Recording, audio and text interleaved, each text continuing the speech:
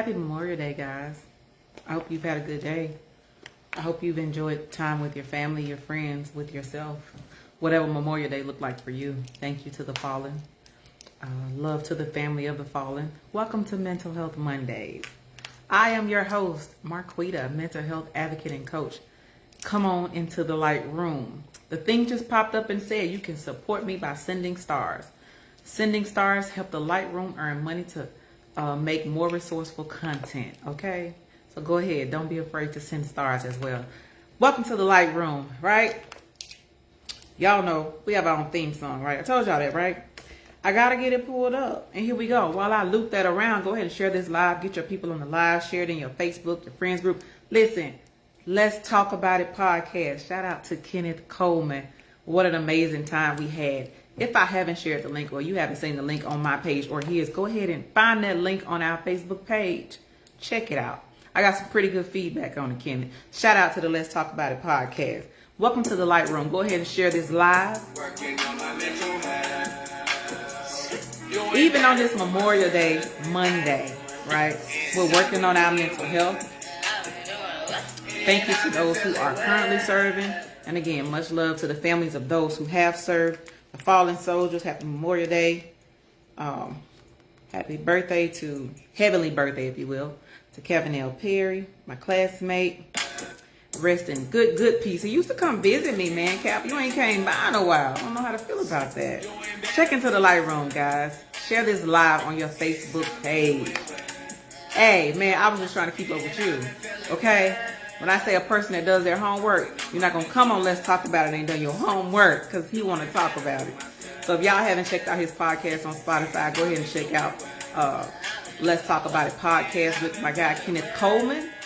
Episode 6, I Am Enough. That was our episode. But check all of them out, 1 through 6. All right, welcome to the light room. Share this live. Share this post. We're going to talk about it today. We're going to talk about numbers, math, in a way that maybe you haven't heard, but we're going to make this thing add up as it relates to mental health, education, and the Black community. If you have a child that you gave birth to, you have a child in your family, you have a child on your street, you have a child in your classroom, which means at this point, everybody should be on the line because we all have access to children one way or another. Shout out to my Grammy Yam. All right. So go ahead and share this live. Let's get in here. Let's talk about it. Let's talk about it. Remember to check in with your green heart so that I know you are here working on your mental health in the light room. May is National Mental Health Awareness Month. Every Monday in this month, we have been live from the light room, bringing you awesome guests, right? Dropping sound knowledge, dropping gems, golden nuggets for the FREE, this info free, okay? I try to rap a little bit like Glorilla. Shout out to Glorilla, but, you know, I did what I could. So go ahead and share the live. Let's fill up the room. If you have questions, please use the comment section. If you have commentary that you would like to add that would make this platform, this space, this conversation all the more beneficial, make sure to drop that in the comment section so that we can answer your questions to the best of our abilities. Remember, we do not diagnose any type of illnesses here in the light room. We just bring powerful education, right? We bring solid facts. We bring truth. We even bring a little passion and a little bit of our thoughts about the things that we experience, okay? So some things you're going to hear is from our personal experience. So we get to feel how we feel about it. And you get to feel how you feel. So I want you to share those feelings in the comments. When my guy says something that's going to be FYE5, go ahead and drop some hearts. Go ahead and tap that screen. Give some love. Go ahead and tap that screen. Give some thumbs up. Remember, you can send us stars. The stars help to support the light room so that we can create more and more and more valuable content for you. This is my passion. This is my purpose place. I absolutely love being in this space for you. So come on in, join in with us. The guest is here, right? The guest is here. The room has been set. The preliminaries are already out there. Little Judy is in the room, okay? Oh, girl, I don't know what I'm going to do with you. So shout out to it. Again, this is Mental Health Mondays in the Light Room. If this is your first time, welcome. I hope this is not your last time. If this is not your first time and it's been a long time, welcome back. We're happy to have you here in the Light Room. Listen, check out some of those older podcasts. The information that people have dropped from last year to this year is still good and relevant, right? I've had some pretty fine guests in the Light Room. And it just keep getting gooder and gooder. If you go to United Baptist Church in Cleveland, Mississippi, shout out to Pastor Sammy Reg, you know what I'm saying when I say gooder and gooder, because that's what Pastor says. So again, the room has been set. You have been welcomed in. You know why you are here. We're gonna try to make it all add up tonight. I'm gonna go ahead and put my headphones in. Listen, we don't have time for no static, no feedback, none of that. Hey Brescia, good to see you. So I hope y'all have had a good day. Hope you've had time to rest. Hope you've had time to enjoy your family, your friends, and your own self. Okay? Hope you did a little self-care if you was off today. But we're gonna go ahead and invite Miss Hawkins in so we can talk about it, right? I'm so excited for this conversation because when he and I talk off camera, man, it's good. It can go for a while. It's good. And I want to tell y'all a story about him, okay? So I'm going to go ahead and invite him into the live because I got to tell on him. I'm going to tell on you. Welcome in. If this is your first time, welcome to the Light Room. Go ahead and share this live on your social media pages.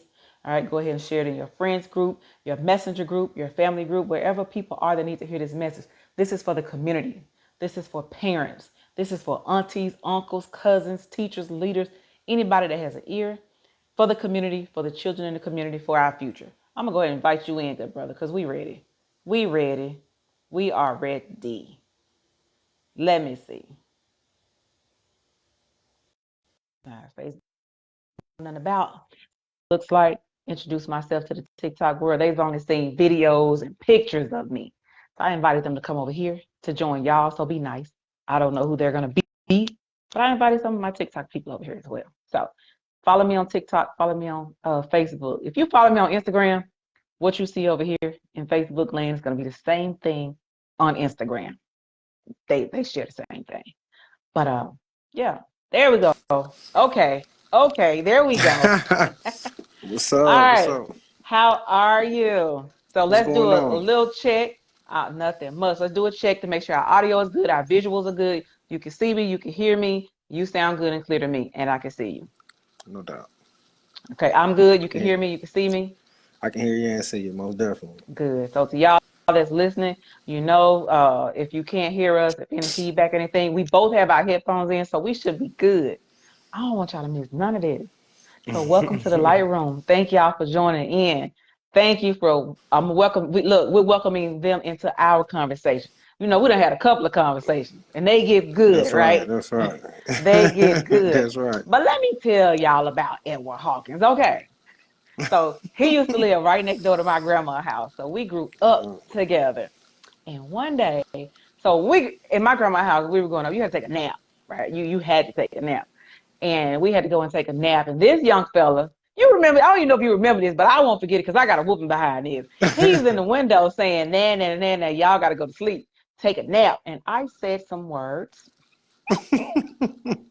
out the window, and I didn't know my auntie, Sabrina, heard me, and she was like, oh, come here, I'm going to teach you how to say some stuff like that. I can't tell y'all what I said because I don't want Facebook to cut my live. But I said some things to Brother Hawkins here, and I got my tail told up. And you know, after a good butt whooping, you can't do nothing but take a nap. So I ended up taking a nap anyway. All right. So that's how I know him. If you're new to the Light Room, I always tell you how I met the guests and how we know each other. And then I allow the guests to introduce themselves to you so they'll let you know what they need to know. But that's how I know him. He caused me to get a whooping because I said some things to him that I shouldn't have. But welcome, friend. I'm so happy to have you in this space. All Thank right, you, so Miss you can let them Darcy. know who you are and Thank you. whatever information you want to share. All right. So for sure, my name is Mr. Hawkins, Mr. Edward Hawkins, and I'm the founder of Making All Things Happen Education Institution. It's an education institution designed to educate, motivate, and inspire kids to navigate through the hardships that's often come in schooling and life. One thing that kind of made me start this is growing up in the Delta. I also had a chance to grow up school up in the North, and I had a chance to see the difference. And by me being able to see that difference and knowing what it takes to survive and knowing how hard it is just to make all things happen. So growing up in the Delta, it just kind of helped me out a little bit to realize, what I kind of want to do and what my calling was. And that was, to make all things happen using critical thinking. So, I appreciate, you put me on here, and that's pretty much about me. Another thing, though, with my company is what we do is I got motivated to kind of start this company. Most definitely, the major motivation was how hard it was for me to navigate and for me to function in society when I thought I knew what I knew. And when I started learning how to learn, and then I kind of realized that I ain't really know nothing. And and it took me everything I had to make all things happen. So, and plus I like math, so I had to use that as an acronym, and it worked out for sure. The flyer says add it all up. Y'all see Add why it it says all add it up. all up? Okay. Listen, welcome to the light room. Like I said, you better critical think. That's that's right. You better critical think. And that's what we're gonna do. We're gonna talk about it. We're gonna get down in it and we're gonna talk about how vital critical thinking is. And I like the fact that you had the opportunity to do both.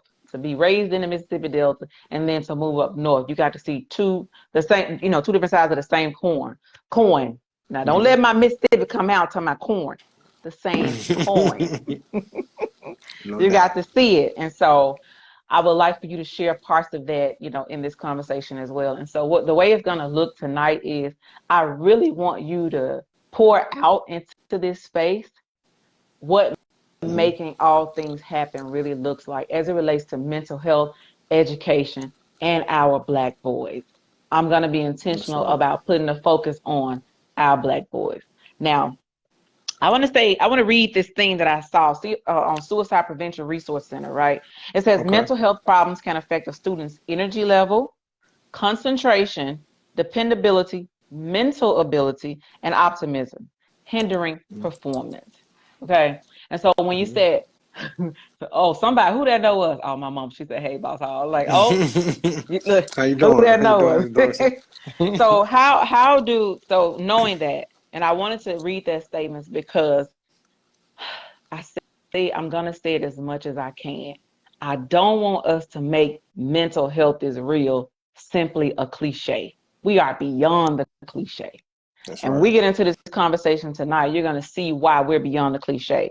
Mental health problems can affect the student's energy level, right? That's right. Concentration, dependability. It limits their ability to perform at the highest level. What have you seen in your own personal experience to validate that statement?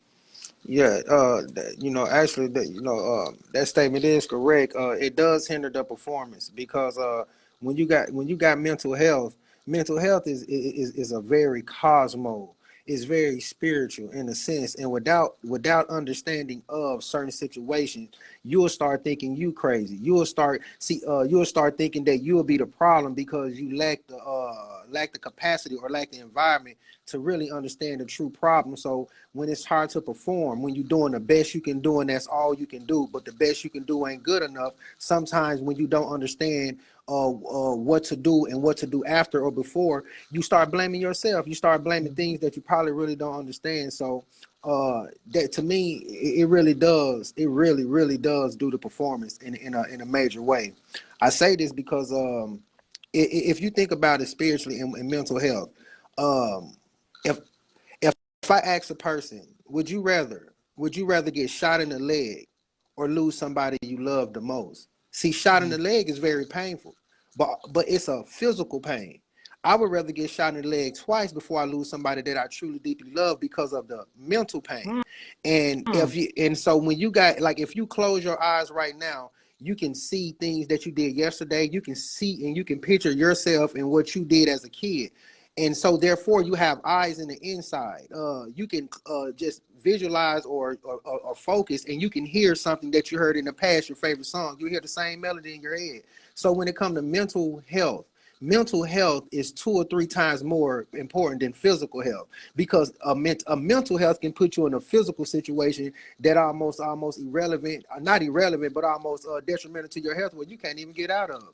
So mental health and what it do with your performance is on it's almost the foundational basis of what's really going on.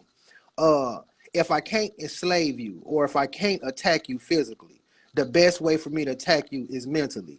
If I keep you away from knowledge and give you lies, that's a mental attack that will give you an inferiority complex that will have a big performance on your mental health. You can't raise your kids properly and function properly with mental health issues.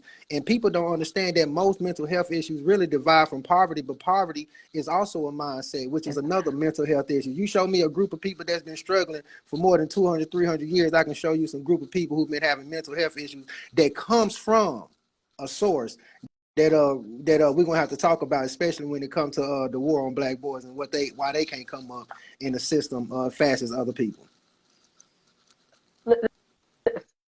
Breathe in. Oh, that's the wrong way. Breathe in. Listen, y'all. Okay, listen. Kenneth said, "Let that marinate." Like, no, for real. Let that marinate, and let it marinate from a perspective of a child who's having to go to school with the pressures at home, the pressures in the classroom. Because I know sometimes parents think, or other adults, not just parents, other adults think children don't have anything to worry about. They don't have no stresses. They don't have no reason to be depressed because all they have to do is go to school. School is hard. That's right. Kids are mean. Teachers can be mean. You know, the student can be hard on themselves depending on what they're coming from at home. Like, all of these factors matter. All of these things do what? Add up. That's right. That's right. That's right. And it really does. Kids really does go through, man. When a kid can really feel when a parent hurt or when a parent is going through something because the parent can't hide it. The kids know the parent sometimes more than the parent know themselves. Say it again. And Hold on. Right there. Right there. I want you to say that one more good time because I need us to understand it. That's real talk. Yeah, Say that's that right. one The more kid, time. the kid understand the parent sometimes better than the parent understand themselves, and that's why I also like, because kids see, you can learn a lot from the kid. Kids are some of the best persuaders in life. You can tell a kid no 100 times that they can't get a freeze pop. 30 minutes later, the kid walking down the house with the freeze pop. See, the kids are master negotiators because they don't have the capacity to get emotional, to feel some type of way. Well, I asked mom 8 times. I ain't asking her no more. Man, I'm gonna ask mom until she say yeah. And Ask until until we she start, say yeah. yeah, and when we start using that philosophy on our dreams, on our goals, we'll walk out with anything. Look, I'm gonna get it regardless. I don't care how many times I get turned down. You'll never hear the philosophy of, man, I don't want to get turned down, or I'm scared what they gonna think about me. When you scared what people gonna think about you, and when you fear of getting turned down, that create a mental health issue in you, because Yes, it sometimes does. if you want it, all you got to do is ask for it. But if you don't have that type of determination and willpower, or you got inferiority complex, you scared. You scared to get punched. You scared to fall. You scared to get turned down. You scared to lose a friend. When you got all them fear factors in you, you put yourself at a level where you cannot come up and grow. Because sometimes in order to grow in the jungle, you got to get wild sometimes. And sometimes getting wild is speaking your mind and doing what you got to do to make all things happen. You can't be humble all the time. So, Sometimes you got to get wild in that jungle, man. yeah. You got to adapt to the environment, That's it. and that's what it is. Man, already, like, let me calm down because you're already heavy in this thing, man. You're already putting it down. You're already making it happen and making it add up. So I appreciate what you've shared thus far because all those things are true and good. And I like the how we're putting it back into perspective. Mental health. And these are the reasons we can't, we have to go beyond it being a cliche. And we have to start with our children. So I'm glad we get to kind of have a conversation. And so you work with Yes, children, right? You work with yes. children. And so what are some of the things you've seen? I know you have like a mentoring program. Is it just for boys, Well, or you yeah. work mostly with boys? Well, my mentoring and tutoring program, usually the tutoring for the kids and the mentoring for the parents. Sometimes in order to have a better child, you just got to be a better parent. There's no Don't make shortcut. me throw my iPad, boss hog. Yeah, see, it's nowhere around it. Sometimes, you can't be a horrible parent, and you can't be bad seeds and expect to produce good fruit. You most definitely can't be an apple seed trying to produce an orange. So sometimes you just got to change your mentality and change your ways as a parent, and it will reflect in the kid.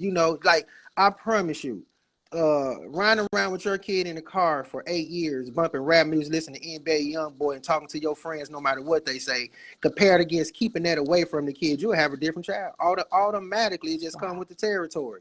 And so sometimes just being a better parent, and it just like, just the seed. Sometimes putting the seed in a good environment, it just sprout better. So sometimes the only environment a kid got is coming from home. So when you see some kids who have inferiority complexes or don't believe in themselves, sometimes, unfortunately, it comes from the ones they love the most and the one they listen to the most. And that's, that comes from, up in their household. So, it is very important also, in addition.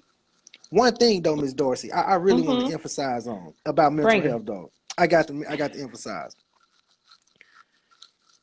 If you show me a dog that walk around acting like a cat, and if you show me a dog walking around saying meow, that is a dog with mental health issues. A dog's He supposed to say Ruth. confused. He's very confused. If you show me a dog who doesn't like dogs at all, every time he see a dog, he get upset. But every time he see a cat, he love cats. He love See mingling with where the you cat. going. See, somebody gonna say the dog is something wrong, seriously wrong with the dog. But if that dog has no history of himself, and that dog don't know where he come from, and that dog has been miseducated, a normal person would look at that dog and say, man, that dog crazy. That dog stupid. But a person of intellect say, no, that dog has been miseducated. And so when you look at a group of people such as our kids growing up in their environment where they know nothing of themselves, they know nothing about their real history, they know nothing about their culture, they don't know that they came from kings and queens, they don't know that they people invented writing, they don't know that they people used to get called gods. They go to school all their life learning about Pythagoras, come to find out Pythagoras spent 23 years learning from his people. And when you realize this and you put a kid or a group of people in an environment where 300 to 400 years, they have no knowledge of themselves. When a group of people or a group of animals have no knowledge of themselves, they become what we call inhumane. That same group of people will hate each other. They want shot with each other. You'll love another more than you love yourself. And when you look at America or you look at our kids or any group of kids growing up, the only group of kids who have no knowledge of themselves, no language of themselves, they know nothing about, the only thing they know of themselves is they've been slaves and they've been inhumane and they've been savages. If that's the only thing that they know of themselves, the result will show up in their actions. And then sometimes we say, why are we so against each other? Why are our kids? I promise you, if you look at every other culture, they have their own language. They know their culture. They have their own type of foods. And when you realize they have all that in common, they don't do harm to each other. They always try to build each other. So lack of knowledge of yourself is one of the beginning causes, to me, of mental health, because a person who don't know themselves can't love themselves. And if you can't love yourself, you can't love another properly. So therefore, you get an environment where we don't even love, where we love another more than we love ourselves. We got more respect for others than we do for our own selves. And that's a mental health issue if you look around It is. everywhere we go. It is. You're gonna make me throw my iPad on the floor, okay? I don't want to throw my iPad on the floor because you are in here. I knew where you was going, and I'm glad you went there. And listen, history. Somebody posted a That's question right. in one of my San Antonio groups about the nature of men and women and why we're essentially against each other. Like, why are so many things, the way we're created, are in opposition to each other when we're supposed to be connected to each other. And there was a comment in there that stuck out to me that went back to history. And That's I right. said, I appreciate comments that come with a historical aspect, because when you come from certain organizations and that's where you grew up in, like you said, I only know what I was given, then that's all you can give. But when it comes from history, when it comes from the beginning of a thing, the seed of a thing, the origin of a thing, then it gives more understanding, it gives more knowledge. Same to our culture, same to our Black boys, same That's to, right. us, our identity and our identity crisis.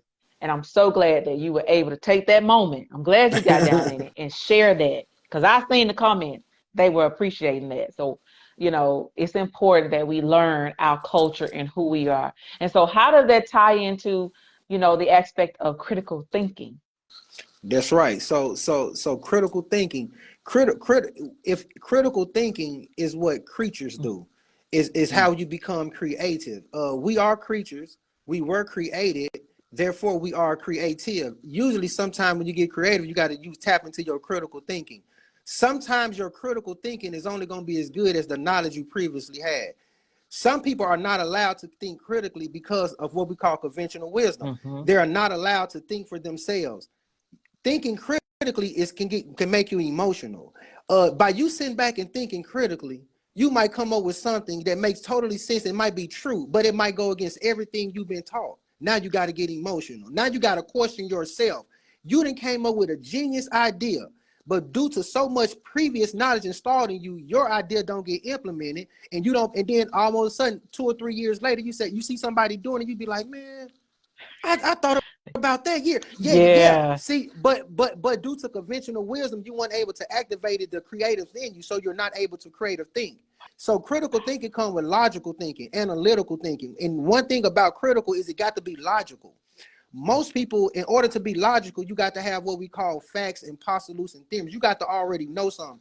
You got to question almost everything come across to you. Such as one of the philosophers, one of the examples he used was ask the person what is bravery, and they was like, well, bravery is when somebody believes in themselves and they can go out and conquer anything they want to do. And then the next question was, what, can a dog be brave?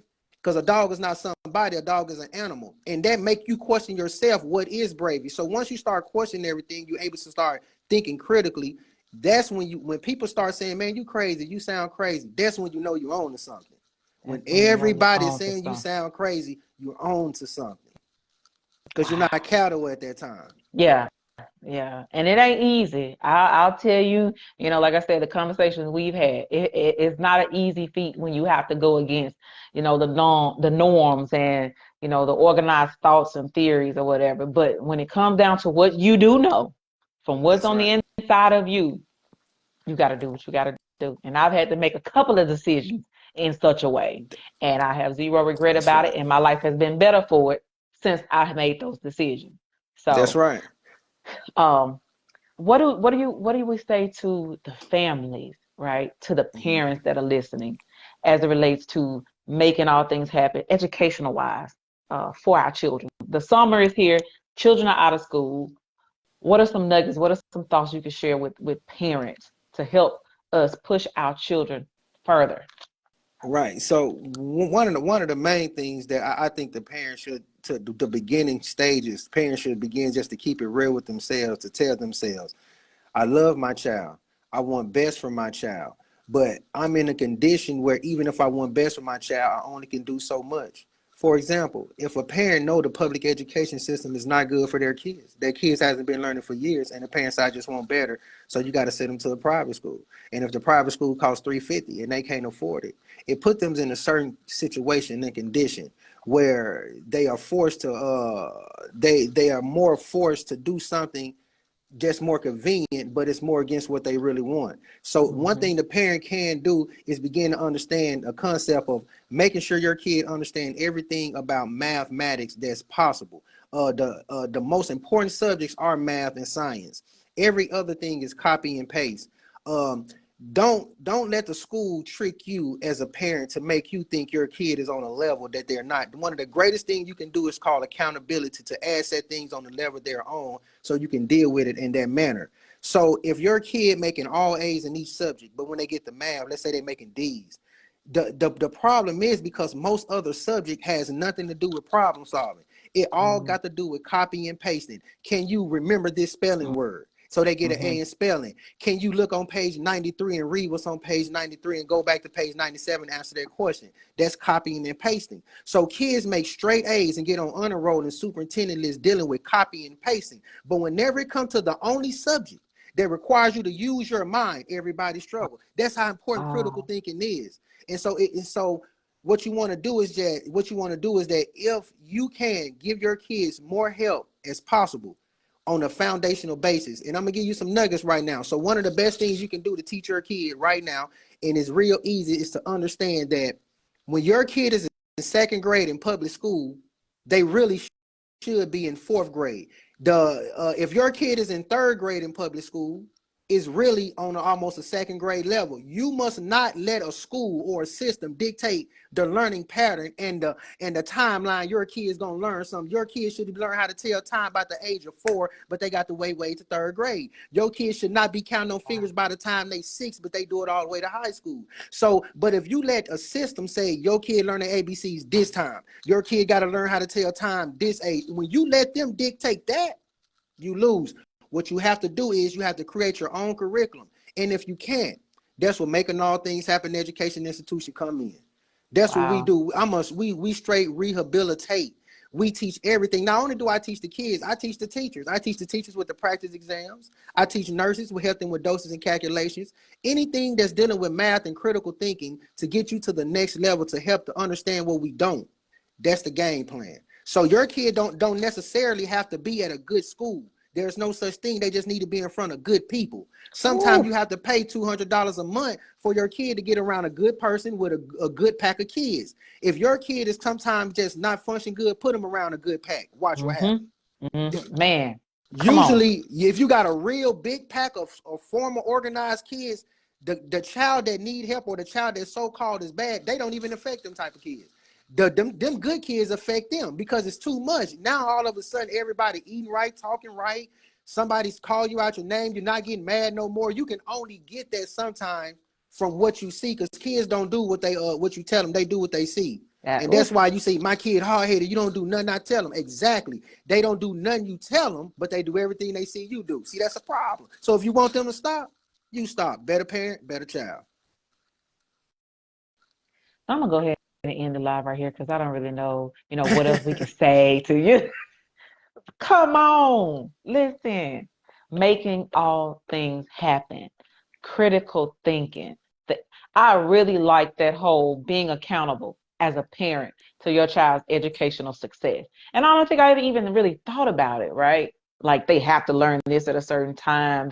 Now I will say my son knew, like before he got to elementary stage, he already knew alphabets, his name, like he already knew that stuff. That's So by the time right. he got to school, like that was much of a breeze for him. But what about those parents who feel like, well, I have too many kids and I don't know what to do myself, or I can't do this myself, and they feel like public school is their only choice. And I know we're not bringing all of them out of public school, but That's where's the right. hope for the parents who that's their situation? Well, at this point in time, I got, if I keep it 100% real, like 100% real, whenever you involve with a system where you don't create the curriculum, where you don't create the policies or the rules, it's almost a hopeless situation anyway. Let me give you an example. You got some principals and some superintendents and some teachers know what's really best for the kids. But if they try to implement what's best for the kids, they got to worry about what the policy say, and then they got to worry about their retirement on the line. Now, who want to get a strike or get their license? So now you're stuck in between two things. It's kind of like hating your boss, but you at work. If you hate your boss, why don't you quit? Oh, you can't. You can't. Okay. Because now you're doing something that you really don't love. And that's a situation where we find ourselves. But whenever a kid get in a situation where they where a group of people create the curriculum, they create the policies, this is the only time where hope come into existence. Education is, I'm telling you, the parents got way more power than they think. And that's all I got to do is make a person with all the power feel hopeless. If you got all the power and I can make you feel hopeless, you will never activate your power. They really have all the power in a sense. But they got to understand that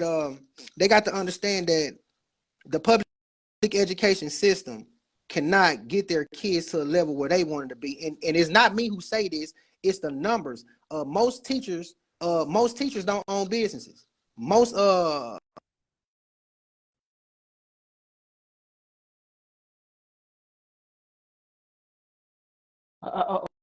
Wait. I, I lost audio. Anybody else lost? Hold on. We can't hear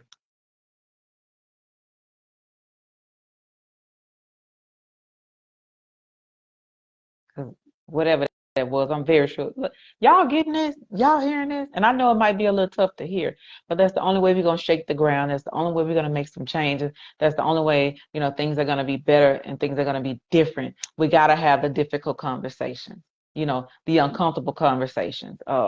Last Monday's guest, her husband talked about having uncomfortable conversations.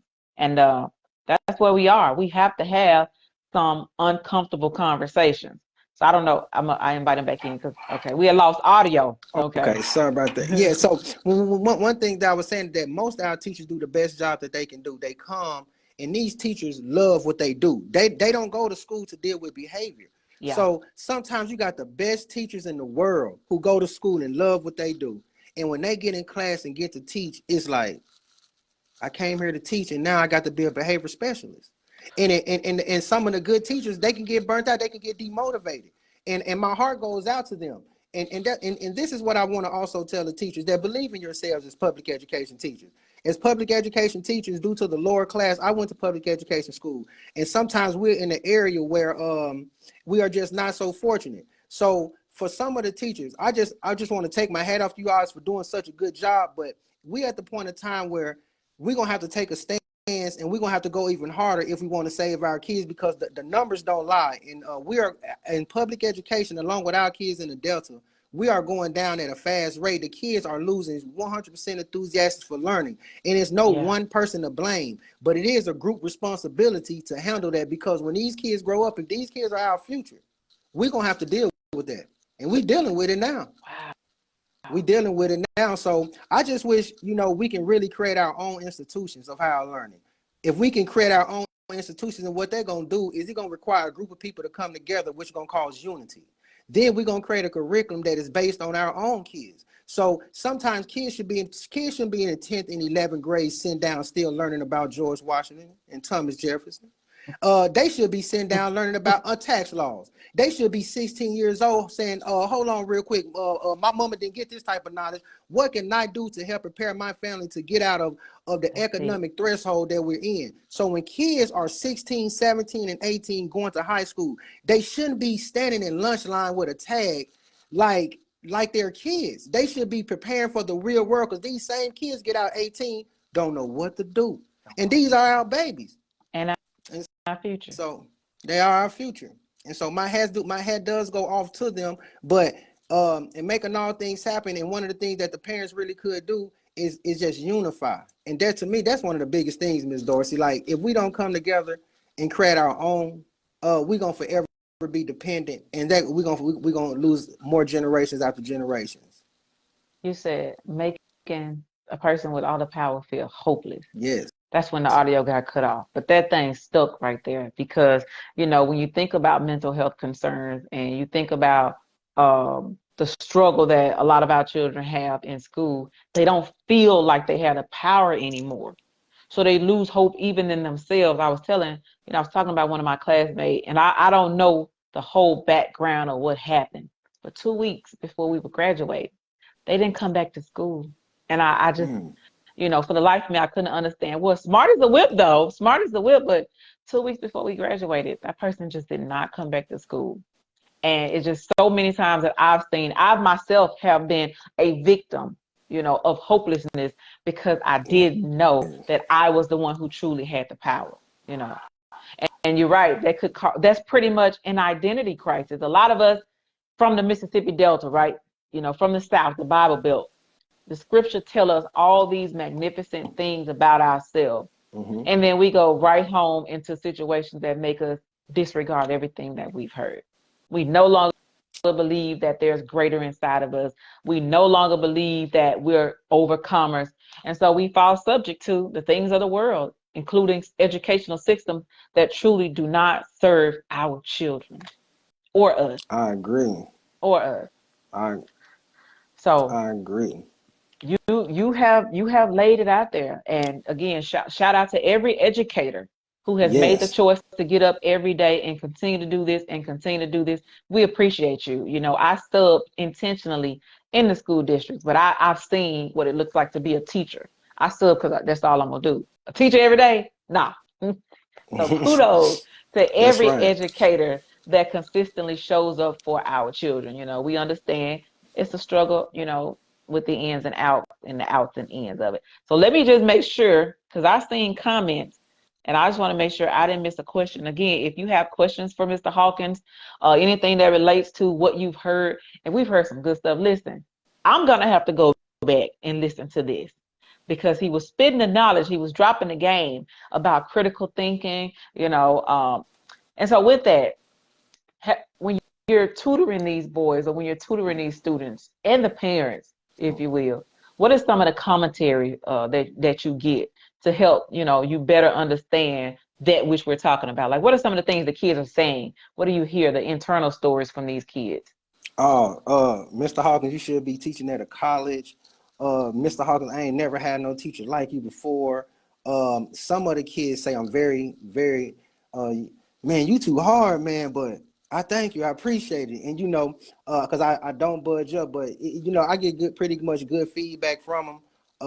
The strategies that I use, I am very strict on it, but at the same time, I don't believe in kind of like work-life balance, but I do believe in when you strict, you also got to show the kid the other part of you. So they got to also look at you as a friend in a sense where when they tired or they want to do something else, they don't got to always just hear you. You got to get to their level. So I play with them in a level on their level. So when they get back in front of me, they know that it's all love. But when it's time to do business, we got to do business. And when it's time to play, we gonna play them, and we ain't gonna mix the two. And so I try to teach them in that manner, and it works out. Um, yes. Another thing I realized is that most kids do what they see. And so hold on real quick. I think somebody. I'm sorry about that. Hold on. They want to get Hold in. on. Yes. Hold on.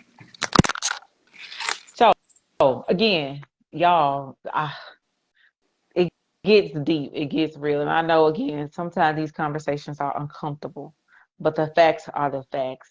We're going to be too seasoned to have to do some of the things that we can do now for ourselves. And the children that are growing up, the children that people keep writing Facebook statuses about, somebody needs to do something about these kids, blah, blah, this and that. These are the kids.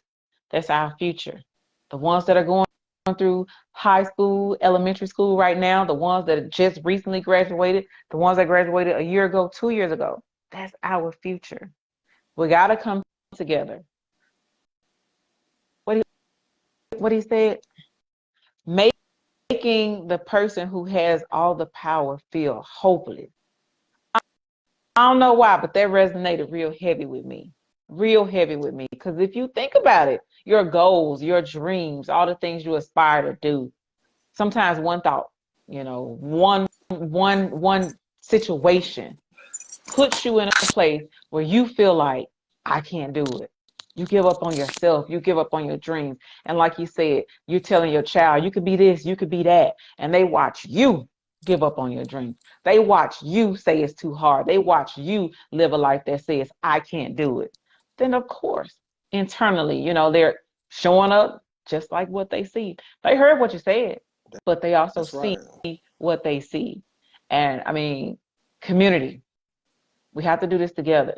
No one person has all the answers. No one person can do all the things. We have to learn to do this together. So parents, if you have children in these school districts, go to the school board meeting. Support your educators. Like, get to know your child's teacher. So the child doesn't put y'all on this island again, like my father taught me in the parenting space. Because like he said earlier, children, they're very persuasive. They're going to get what they want one way or the Yes. other. That's So if right. they turn the parent against the teacher and the teacher against the parent, kid Masters at that. wins. You know what I'm saying? The kid wins. And then here we are out here, no relationship with the teacher, no relationship with the educator, with the parent, and we can't help the child. Because as a child, they don't realize that what they're doing now, that manipulating behavior, is not going to benefit them in the long run. So we have to do this together. Even that is critical thinking, right? Am I right? Is That's that right. critical thinking? That's right. Another tip that Even I that, tell the you know. parents that go to the school more, like just strictly 100% true. If you show up to the school more, not in the mindset I'm finna just see what's going on, but if you just show up more with the intention of I really want to help, a lot of more things going to come to light. A lot of good things going to come to light because you're there, but you also going to see some things that you wouldn't see if you weren't there, that you'd be like, man, if I knew this, I'd probably been coming a little bit more. So with you there in the building, it create a different vibe. It's kind of like being on a job and then the supervisor come through or the store manager come through. It create a different vibe back there. Everybody, yes sir, no sir, thank you. And there's no more, that you more on point Yeah. because you see who's there. So by you showing up periodically and doing what you do and understanding the law and the policies, it can also help out the situation and make the teachers feel more, respected. Because I'm telling you, man, them teachers do have a hard time. Yeah. They really do catch the third degree at times. I can admit. I'll admit that. The Yeah. Some third of the babies degree. be sweet at home or getting off the Yes. bus, and then they get to Yes. school and turn into Chucky. Yup. Turn And into that's and Chucky. that's and that's true. And you got to also imagine, like I said, the teachers really come for one thing.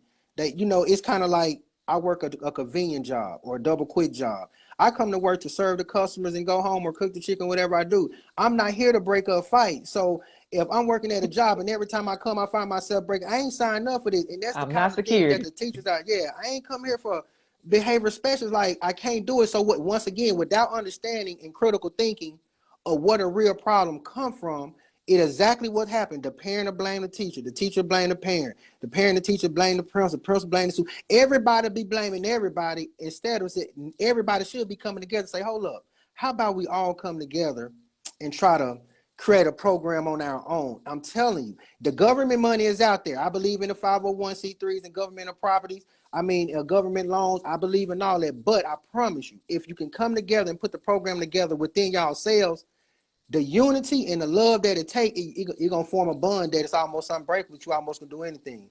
So I require people to come together and just try to put together your own programs and with congruence to other people and watch how it happen. Wow. I'm a strict believer of that. Like, That's good. That's unify, good. unify. Yeah. That's power, you know, in a community, there's power in doing these things together. A question I wanted to ask was, being raised in the Delta and then being raised in the city, what are some things you saw in the city that, you know, adds to your perspective of how things need to change, or if they need to change for what you see in the Delta? Right. It's a lot. I can't front it. It really is a lot. One of the things is the perspective. It really let me knew how far behind Mississippi was, and this is not nothing to downgrade my brothers and sisters from Mississippi, because I believe we all are one. But at the same time, you know, a ninth grader up there learn what a 12th grader down here learned. The whole Mm-hmm. structure is different. The whole environment is different. In ninth grade, I think this was in 1999. My lunch break, we had 2,000 people at the school. For lunch break, we leave for an hour. We had some of the greatest teachers. I came right back down to Rosedale, and I with 30 minutes lunch break, standing in line, name tag, uh, walking outside the campus look horrible. And so all of that take effect on, now I'm coming to school, pants sagging, hole in your pants. You don't even really care. You can wear good pants, but you just lost a self-respect for yourself, to the point where you leave school, everywhere you look, broke down housing. Now you leave school in the city. Now don't get it twisted. It's still bad up there too, but you can see them more organized and more trying, putting themselves together. But the Mississippi has in the Bible Belt area, it has opportunity that the city just don't have, though. And that's one thing that I praise this area about, because when you go up there, you don't know the mayor, you don't know the Mm-hmm. superintendent, you don't Mm-hmm. know the principal, you don't know the police officers. Down here, you know all of them. Yeah. And so by you knowing and could be that close to such people in a position of power, once again, it qualifies us to unify and make change better than any other country or state in the nation. Like, Wow. Mississippi has what it takes. Wow. And Come on, Mississippi. everywhere that we go, I don't care how so-called we the bottom of this, about that, but everywhere we go, I'm telling you, no matter where you go, you're gonna hear, man, people from Mississippi still some of the nicest, kindest, loving people Yeah. you ever gonna run Yeah. across. And Now so, you got you that know, in this right. area. And so I think I think that's one of the critical things that I seen change, and opportunities such as the pros and the cons of it. But when it comes to the school, that most of the kids just got better opportunity. Yeah. Like, they get a chance to see different exposure faster. And so when they have kids, they're allowed to transform into their kids. Usually down here, due to lack of exposure and lack of opportunity, even when we have children, we can't pass it down to them genuinely like we really, really want to. But we still do the best we can. And like I said, you know, I take my hat off to all parents, because the Yeah. struggle is real. Struggling. Man, Yeah. that's good. And just to touch on that Mississippi, being from Mississippi thing again, um, leaving Mississippi, the way that we excel and swiftly when we move Ooh, to the city, to another state, when they know yes. you're from Mississippi, people grab hold to you. Like, I will always have a good love for Memphis, because Memphis really create a professional life for me. And the fact that, you know, some people found out I was from Mississippi, it just, I don't know, I don't know what it did for them, or Mm-hmm. how that really made me show up, but they loved the fact that I was from Mississippi. And I used to tell some of my clients in Memphis, I was like, you know, what I'm teaching y'all, where I'm from, we call it home training. And they pay me to teach y'all home Home training. train. You know what I'm saying? You know, I said, you know, I'm from down the street and I love y'all and I appreciate it, but there's no way somebody from down the street should be coming to Memphis, taking over y'all jobs, taking over y'all careers like that. See, Like, see, this but is y'all city. now let me capitalize that with critical thinking. Now that's right. But see, the other people say that about other cultures say that about the black people in Mississippi. Mm-hmm. This is y'all state. Y'all are majority. Well, it's not majority, but in the Delta, it's majority African. Uh, ain't no way you should let the Mexicans and the Arab come in y'all neighborhoods and y'all cities and do this. So they use that same analogy. So when you critical think, this is the problem. People from Memphis are blinded by the twilight in Memphis. So they are immune to Memphis. They don't see the opportunity if it's right in front of their face. By us coming from Mississippi, we'll grasp that opportunity because they don't know the opportunity that lies in front of their face. But we do coming from another place where there's less opportunity. So when the Arabs and our Mexican brothers and sisters come over here, and they come from where they got no drinking water, no houses, they still, and it's just hard. The government is corrupt. When they come down here, no play. They like, no club, no hanging, no banging, no chilling, straight work because they Straight work. capitalize. And they say, I just don't understand how the people down here don't do Yeah. this. And so, because Yeah. we're more comfortable down, and they're not. So one thing I seen today about, it was something about a crawfish breaking out of shell due to uncomfortability. And that is another thing that helps a person grow. And I wish the public education system would help our kids critical think. If a kid fails, just fail them, because sometimes you got to use your own inner strength to get up. Not because I know it hurt the grades, it hurt the school, but what does it do to us as a kid? A lot of people don't understand that. I graduated with my class, I think, with like a 2.7. I graduated with I left Oklahoma with a 3.8. Wow. Went to Ole Miss first year, found out I ain't know nothing. I'm talking about, I'm sitting up in class, can't comprehend nothing. In calculus, nothing. But I'm telling the kids, they think that I'm just this math person that's been in me. No, man, I got my term one time. I seen straight F's. I didn't know what to do. They said, boy, you finna go on academic probation. I didn't even know the language. I was in college sitting up in calculus, didn't even know what a logarithm is, didn't even know exponential laws. Wow. And that stuff you learn in 10th grade. Right. And so now for me to learn that, I had to spend relentless hours in the library, relentless hours in the teacher's office. I went from making an F in calculus to taking calculus back over, making a B, to teaching calculus 3. I made most of my money in college tutoring other people, teaching them how to do calculus 3 and calculus 4 and chemistry and physics, because I didn't give up. What I didn't know, I spent the whole 2 years trying to learn it. I spent so much time learning that I forgot that I got that good, and I was that good. I was in classrooms. Let me just say this one time, so you can know the importance of not giving up and making all things happen.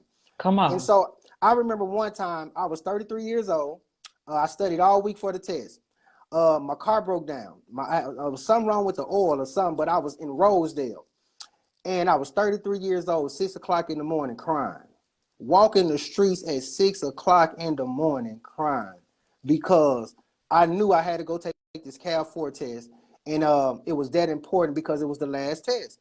And I couldn't find a ride. I think I had like $150 in my pocket, and I seen this dude. He's like 70 years old, and I ended up giving him $85 to take me. He took the 85 and he took me. So he took me and brought me right back. When I went there and took the test, I'm just picturing, because he seen me crying. It was just that important to me. I realized how passionate I was now. So I went and took the test. It was a Friday. Went back to school on a Monday. So I'm sitting up in classroom, and the teacher calling my Edwar. And I'm like, man, I ain't even saying nothing. We just up here talking.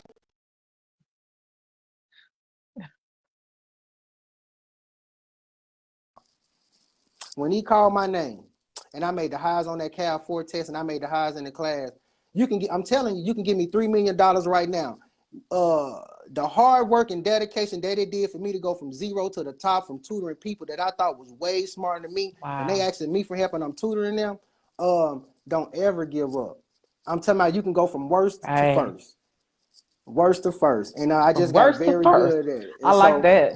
Yeah, so don't never give up. Don't never give up. And I'm telling you, like, my first year, I didn't know what was going on, but I was cool with people who dropped out of the engineering program. And that's one thing college taught me. It taught me that I didn't know nothing. and it taught me how to learn. And the only way to learn is put relentless hours in getting it. You can't cheat. You can't depend. You can't sit in front of YouTube, TikTok. If you ain't putting in that work, I'm telling you, you're going to call yourself what we call self-destructive behavior. You know you can do it, but it ain't working out. Don't cheat yourself. Believe in yourself and making all things happen. For sure. Ah, man, that's good. Thank you for sharing that story. $85. The man crying real tears, 6 o'clock in the morning. When you want something, you're going to do what it takes to get it done. I appreciate you sharing that. Man. Okay. Because I don't know, like the connection sometimes is going in and out, but the audio was good. We definitely heard what you said. I definitely heard what you said. So I guess at this point, we'll just, begin to wrap things up with this conversation. So I appreciate, again, you coming into this space, you sharing with the Light Room, you closing out Mental Health Monday the way that you did. And I'm glad you did it with like touching on knowing our history and knowing who we are. I live in San Antonio now, and I remember when I first moved here and I was doing DoorDash, and I went into this community and I saw, I want to say they were either Indian or Hispanic, but I know it was of the culture, whatever culture it was.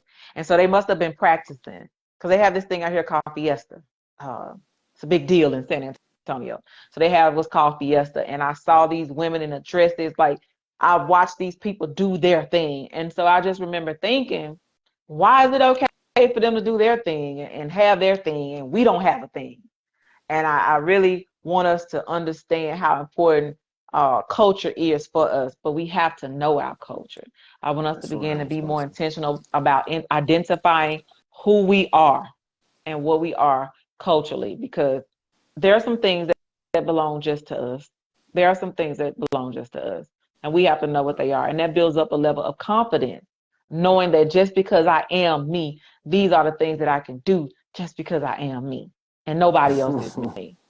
So thank you for bringing that historical nugget back, bringing that historical thought back. And so to the parents, to the educators, keep those things in mind. The summer is here. A lot of children are out. I know they need a break from all the months of school. Give them a week break. But somewhere in there, I encourage incorporate some learning. Get on this critical thinking, because when you get to the professional space, workforce, one of the major transferable skills a job looks for is critical thinking. Man, I'm telling you. If you can critically think, you gonna get paid. That's your tool. If you can go in there and solve problems, if you can solve problems, if you can create processes, if you can, make things flow, they gonna pay you. They gonna pay you good. Ask me how I know, okay? So that's right. Don't neglect the fact that, these things are important. I know it's a lot. I know it seems stressful, but they're small for a little while. They're going to be adults for the rest of their lives. And the way they learn at the foundational years is what's going to carry them through their adult years. So don't neglect that critical thinking. Anything else you want to share with the people, drop on the people, although, they got enough I hope y'all got a page of notes, because I'm going to have to go back so I can write these things down. Light room, because the light room, this is where it's at right here. Mental health is bigger than what y'all think it is, and I'm telling you, it deals with a variety of almost every single thing. It's kind of like math; it got something to do with everything. Because if you ain't mentally stable, everything else you pretty much hang it up. So I just want them to keep coming on your podcast and understand what you got going on. And I want to thank you for being consistent and persistent with your actions and keep it coming, because I can only imagine what's next. And I appreciate you. I really do. Well, I appreciate it, man. Going from him causing me, I'm blaming on you. I said you caused me to get my butt whooped, but I didn't have to say those things. I didn't have to say that to you because we had to take a nap, but we had some really good times growing up, and yeah.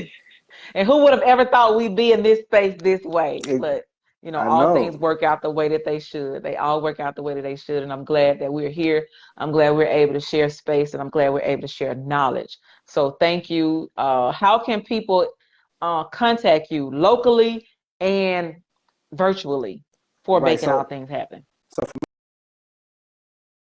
the phone number for Making All Things Happen, you can reach anywhere between from 8 to 10, 8 a.m. to 10 p.m. 662-719-9717. Matter of fact, June 5th, I got the program. The program will be in Cleveland.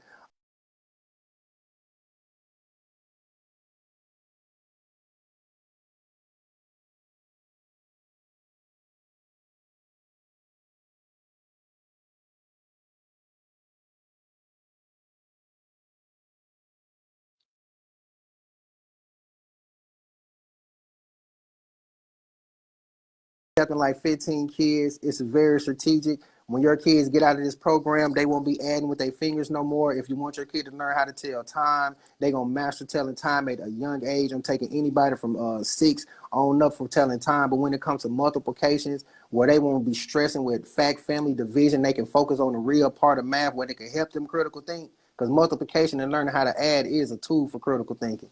And it's going to be good. So look out for that tomorrow. Make sure y'all get ready. Get involved, most definitely. Making all things happen in the place to be, for sure. Awesome. So here's what I'm gonna Sure. need you to do. I'm gonna need you to type the details to that in the comments. So when I release you, if you can type the details to your program in the comments, because some parts of the audio may not have come out clear enough, and I don't want the people to miss it in the Delta. So type that in the comments for me, and that way they can go read it and share. They'll have the date, the time, location, and all that stuff.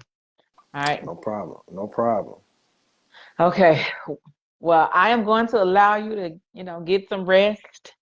I appreciate you again for coming into the Light Room, sharing in this space, for closing out Mental Health Monday in such a mighty way, such a relevant way to the culture. Thank you for making all things happen. Thank you for helping us add it all up. Keep on doing the good work you're doing, brother. I know it can be tiresome, but you are putting the work in. Yeah, you are putting the work in. It is seen, it is noticed, and the reward is there. The reward is there. So I appreciate you. I appreciate you too, Ms. Darcy. All right. Have a good Thank you. night. You All too. right. Thank you. You're welcome. Okay, Lightroom. So he's going to put those details in the comments because some parts of that audio began to do whatever it wanted to do.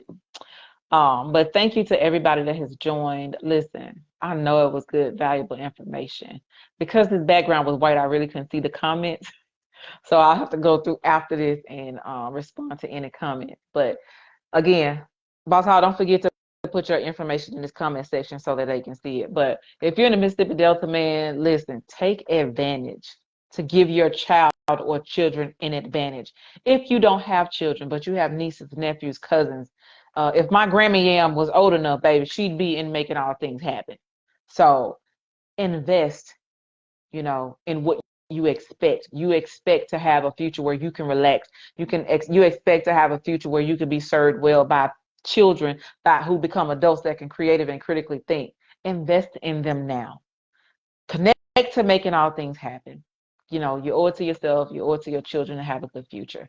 This is the last live for May for National Mental Health Awareness Month. We have been live every Monday this month. It has been a good run. I really appreciate every single guest that has come on in this space for this month. Now, next month, June, take a deep breath. Narcissistic personality disorder. We're going to talk about that thing, man. We're going to talk about that thing. I have some people that's going to get down in there because we need some real clear understanding, naturally and spiritually, what narcissistic personality is. It is dangerous, I'll tell you that, in more ways than one. But some people are going to find out they may not have been dealing with a narcissist. They might have been dealing with somebody who knew what they wanted and they just didn't agree with it. They may find out that they were dealing with narcissists and it was actually their own parents who was, displaying this narcissistic behavior. But listen, I'm going to let the experts tell y'all all that. Because remember, I'm not a therapist. I don't diagnose. I just share good general information. But if you want to know more about the narcissistic personality disorder, we're going to open up that space. June is also Juneteenth, right? For the culture, celebrating, us celebrating Black history, that one day, you know, all that good jazz right there. But June is coming up. We're going to get ready. And then in July, y'all know what happens in July, right? Y'all know what happens in July? It's for me. July is for me. So I'll be looking forward to sharing the details of my birthday tour. That's what I'm going to call it. My birthday tour for July. Shout out to Texas. Shout out to Memphis. Yes, Memphis is its own state. And then shout out to Mississippi. So if you love me and you want to share space with me, I will be in those 3 locations throughout the month of July. I'll let y'all know when I'm coming to where and how we're going to celebrate. I am turning 40, be it the Lord's will. Thank y'all for engaging in this space. Thank y'all for sticking with me. Thank y'all for continuing to show up. Thank you for sharing these lives and communicating and sharing in this space. I pray that the information that you receive is beneficial to you. It helps you to become more educated, empowered, and equipped, right? You can go out and ask somebody how they're doing and really mean it, right? Mental health, we're beyond the cliche. Yes, it is absolutely real. It encompasses the entirety of who you are. So you want to have absolute good mental health. Make sure you're eating well. Make sure you're sleeping well. You know, make sure you're serving your body and yourself well. All right. You can't pour from an empty cup. So make sure you fill your cup so that the people you pour into can get what's left. All right. I love y'all. Happy National Mental Health Awareness Month. Hope you've gotten what you needed. See y'all in the next live.